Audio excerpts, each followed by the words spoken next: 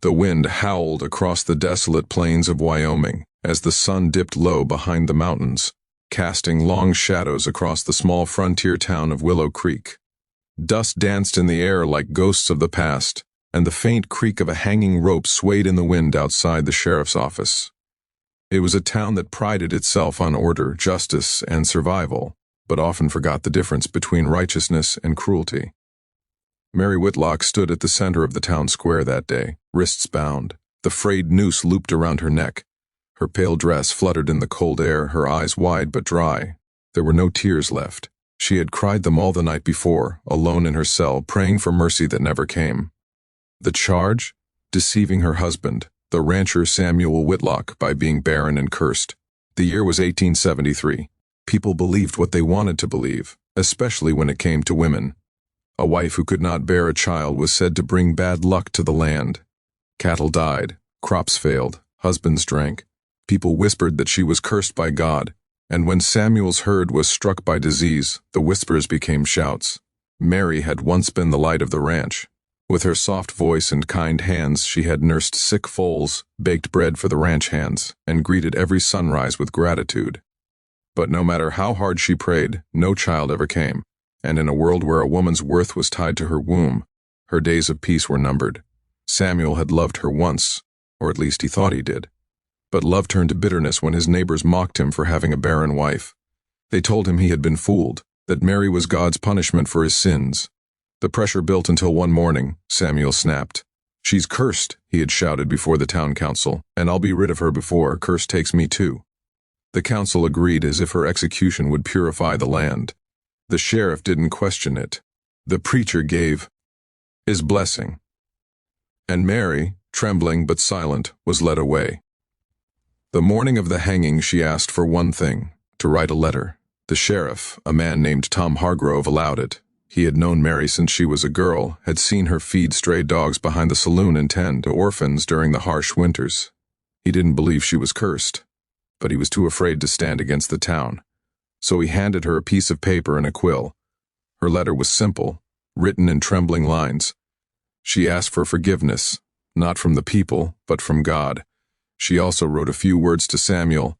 "I never stopped loving you, even when you stopped seeing me as your blessing." When the hour came, the crowd gathered. Children sat on their fathers' shoulders. Women whispered behind gloved hands. The preacher prayed loudly as if shouting could drown the silence of guilt. Mary looked out into the crowd, searching for Samuel. He wasn't there. She closed her eyes and whispered one last prayer. The rope tightened. The platform fell. The wind caught her body as it swung gently against the crimson sky. By evening, the town was quiet again. Justice, they said, had been served. But that night, the wind didn't stop howling. The ranch dogs wailed for hours, and thunder rolled without rain. Some swore they saw the spirit of a woman walking the fields, her white dress glowing faintly beneath the moon. 3 weeks passed before Samuel returned from a cattle drive. When he rode back into town, the first thing he noticed was the silence of the people. Men avoided his eyes. Women crossed the street. He asked for Mary, and the sheriff could barely meet his gaze. "She's gone," Tom said softly. You gave the order." Samuel froze. The words struck him like bullets. He hadn't meant for her to die. At least that's what he told himself. He had only wanted her gone, not hanging from a rope like a criminal.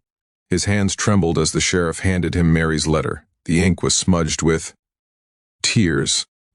He read it once, twice, and then his knees gave out. He pressed the paper to his chest, sobbing into the dust. The woman he had condemned with his silence had loved him till her last breath. The next day Samuel returned to the ranch, but it was no longer home. The house felt hollow, the rooms haunted by her laughter. He found her sewing basket beside the window, a small baby blanket half finished. The soft blue fabric was embroidered with tiny stars. He didn't understand. Later that night, as he sat alone by the fire, there was a knock at the door. Sheriff Tom stood there, hat in hand, looking uneasy. "Samuel," he said quietly, we found something." He led Samuel to the small cemetery behind the church. Beside Mary's grave was a fresh mound of earth. The town doctor was waiting, holding his lantern low.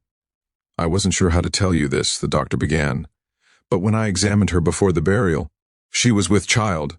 Samuel's breath caught. What did you say? She was pregnant, the doctor repeated softly. About 3 months along. The signs were faint but clear. I didn't think anyone would believe me then. But you should know. The world tilted around Samuel. He fell to his knees in the dirt, clutching the cross that marked her grave. He cried until his throat went raw, the truth cutting deeper than any bullet ever could. The woman he had abandoned, humiliated, and allowed to die had carried the very child he thought she could never give him. The town tried to forget. People whispered less, worked more. But Samuel couldn't move on. He stopped drinking. He stopped speaking at the saloon. Instead, he rebuilt the ranch, acre by acre, with his own 2 hands. Every evening, he visited Mary's grave and read aloud from her favorite book of Psalms. Years passed. The ranch grew prosperous again, as if the land itself had forgiven him. The cattle thrived. The crops yielded more than ever. People began to say the curse was lifted, but Samuel knew better. It wasn't lifted. It was redeemed. One stormy night, a young woman arrived at the ranch, soaked to the bone.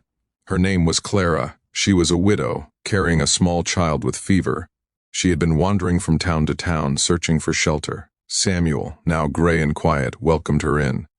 He nursed the child back to health, cooking soup in the same old pot Mary had used. When Clara thanked him with tears in her eyes, Samuel only smiled and said, "You don't owe me a thing. Someone once showed me what love really means. I'm just returning it." Clara stayed, helping with the house and animals. Over time, her son grew strong, running across the same fields where Mary once walked.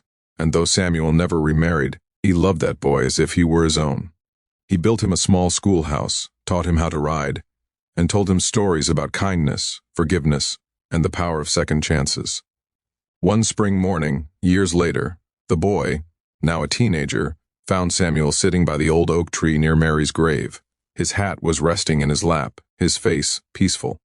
The letter Mary had written was clutched in his hand.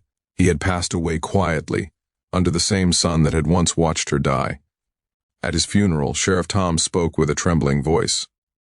He carried a burden heavier than most men could bear, he said, but in the end he found peace by doing what this town could not, by learning to forgive. The boy planted wildflowers over both their graves that summer. Each year after that, when the wind swept across the plains, the flowers would sway like a sea of color, whispering stories of love and redemption. Travelers passing through Willow Creek often stopped to rest by the graveyard, drawn by the beauty of the blooms. The townsfolk would tell them the tale of Mary and Samuel Whitlock, the barren woman who wasn't barren at all, and the man who learned too late that love is not something to judge by fate or fortune. Years turned into decades, and the story became legend. Mothers told it to their daughters as a warning against cruelty.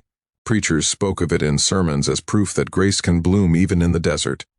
And every spring, when the wildflowers returned, people said it was Mary's way of forgiving the town, reminding them that even in the harshest lands life finds a way.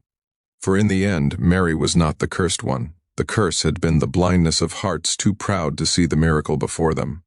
And though they hanged her in ignorance, her love outlived them all.